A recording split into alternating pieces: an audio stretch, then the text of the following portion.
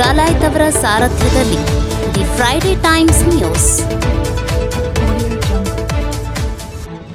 ಅಲ್ಪಸಂಖ್ಯಾತ ಮಹಿಳೆ ಮೇಲೆ ದೌರ್ಜನ್ಯ ಮತ್ತು ಅತ್ಯಾಚಾರ ಖಂಡಿಸಿ ಬಿಜೆಪಿ ಅಲ್ಪಸಂಖ್ಯಾತರ ಘಟಕದಿಂದ ಪ್ರತಿಭಟನೆ. ಇತ್ತೀಚೆಗೆ ಹಾನಗಲ ವಸತಿ ಗೃಹದಲ್ಲಿ ಅಲ್ಪಸಂಖ್ಯಾತರ ಮಹಿಳೆ ಮೇಲೆ ನಡೆದ ದೌರ್ಜನ್ಯ ಮತ್ತು ಅತ್ಯಾಚಾರವನ್ನು ಖಂಡಿಸಿ ನಗರದ ಮಹಾತ್ಮ ಗಾಂಧಿ ವೃತ್ತದಲ್ಲಿ ಬಿಜೆಪಿ ಅಲ್ಪಸಂಖ್ಯಾತರ ಘಟಕದಿಂದ ಪ್ರತಿಭಟನೆ ನಡೆಸಿ ಸರ್ಕಾರದ ವಿರುದ್ಧ ಘೋಷಣೆ ಕೂಗಿದರು.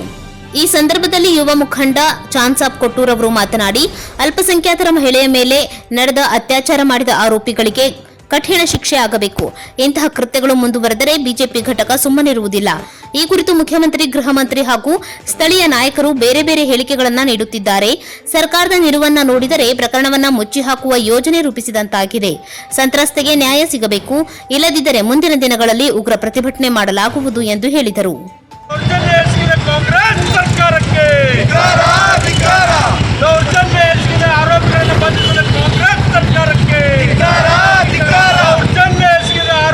ಅಲ್ಪಸಂಖ್ಯಾತರ ಘಟಕದ ಇರ್ಷಾದ್ ಮಾನ್ವಿ ಮಾತನಾಡಿ, ಜನವರಿ 8ರಂದು ಹಾನಗಲ ವಸತಿ ಗೃಹದಲ್ಲಿ ಅಲ್ಪಸಂಖ್ಯಾತ ಮಹಿಳೆಯ ಮೇಲೆ 7 ಜನರು ದೌರ್ಜನ್ಯ ನಡೆಸಿ ನೈತಿಕ ಪೊಲೀಸ್ ಗಿರಿ ಮೆರೆದಿದ್ದಾರೆ ಮತ್ತು 2 ದಿನಗಳವರೆಗೆ 7 ಜನರಿಂದ ಅತ್ಯಾಚಾರ ನಡೆದಿದ್ದು, ಮಹಿಳೆಯ ಪತಿ ಪೊಲೀಸ್ ಠಾಣೆಯಲ್ಲಿ ಪ್ರಕರಣ ದಾಖಲಿಸಲು ಸಹಕರಿಸುತ್ತಿಲ್ಲ.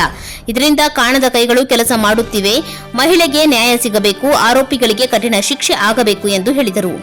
ಈ ಸಂದರ್ಭದಲ್ಲಿ ನಗರಸಭೆ ಸದಸ್ಯ ಮುತ್ತು ಮುಶಿಗೇರಿ, ಶ್ರೀಪತಿ ಉಡುಪಿ, ಸುಧೀರ್ ಕಾಟಿಗರ್, ಮಾಂತೇಶ್ ಬಾತಾಖಾನಿ, ರಮೇಶ್ ಸಜ್ಜನರ್, ನಾಸಿರ್ ನರೇಗಲ್, ನಾಸಿರ್ ನಮಾಜಿ, ಫಾತಿಮಾ ನಮಾಜಿ, ಫರ್ವಿನ್ ಬಾನು ರೊಕ್ಕದಕಟ್ಟಿ, ಇಮ್ರಾನ್ ರೊಕ್ಕದಕಟ್ಟಿ, ಸೋಫಿಯಾ ನಮಾಜಿ, ಜೋಯಾ ಕಾಗದ್ಕರ್, ಹೀನಾ ಭಜಂತ್ರಿ, ರಿಹಾನ್ ಕೊಟ್ಟೂರ್, ಆಸಿಯಾ ನಮಾಜಿ, ಜಯಶ್ರೀ ಉಗುಲಾಟದ್, ವಿಜಯಲಕ್ಷ್ಮಿ ಮಾನ್ವಿ ಸೇರಿದಂತೆ ಮುಂತಾದವರು ಉಪಸ್ಥಿತರಿದ್ದರು.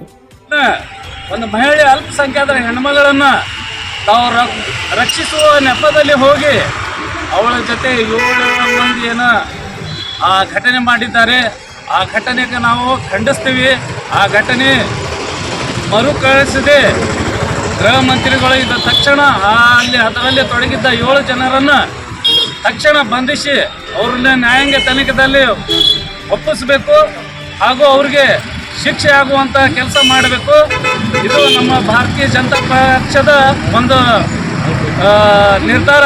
ಇವ್ರ ಮೇಲೆ ಕಠಿಣ ಶಿಕ್ಷೆ ಆಗಬೇಕು. 7 ಜನರ ಮೇಲೆ, ಆ ಅಲ್ಪಸಂಖ್ಯಾತರ ಹೆಣ್ಣುಮಗಳ ಮೇಲೆ ಏನೇ ದೌರ್ಜನ್ಯ ಆಗಿದೆ, ನಾವೆಲ್ಲರ ಕೂಡಿ ಇವತ್ತು ಗದಗದಿಂದ ಅವರಿಗೆ ಖಂಡಿಸ್ತಾ ಇರ್ತೀವಿ.